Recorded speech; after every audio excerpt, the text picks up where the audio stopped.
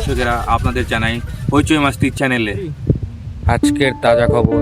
এক ঠ্যাং দুই পাড়া থেকে ধরা পড়েছে এক মাফিয়া। এর পুরো ক্রেডিট যাবে ইন্সপেক্টর রুদ্রকে।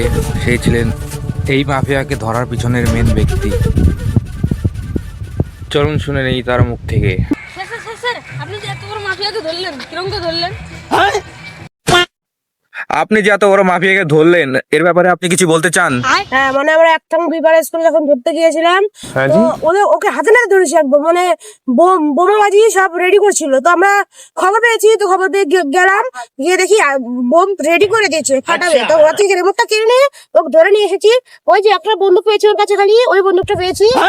আর আর মানে হলো ওকে হাতে নাতে ধরে আমরা। ধন্যবাদ স্যার বলার জন্য। আসলাম। ধন্যবাদ।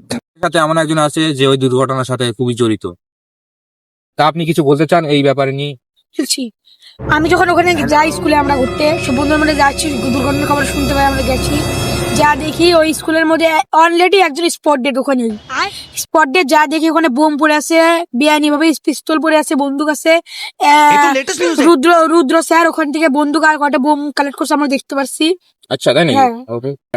আপনি ওখানে দাঁড়িয়েছিলেন কেন? আমরা ওখানে দেখতে গেছিলাম। কি কারণে? আর আপনি কোথায় ছিলেন? আপনারা রিপোর্টাররা? না না না না, আপনি ভদ্রভাবে কথা বলুন। আপনি রিপোর্টাররা কোথায় ছিলেন তখন? আপনাকে এখানে নিয়ে এসে ভদ্রভাবে।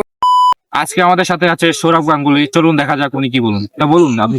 বলছি, আমার যে বোম সেট করতে গেছিল স্কুলে, হ্যাঁ, ও বোম সেট করতে গিয়ে, হ্যাঁ, ও নিজেই ধরা পড়ে গেল। তাহলে কি বলবো ওকে নিয়ে?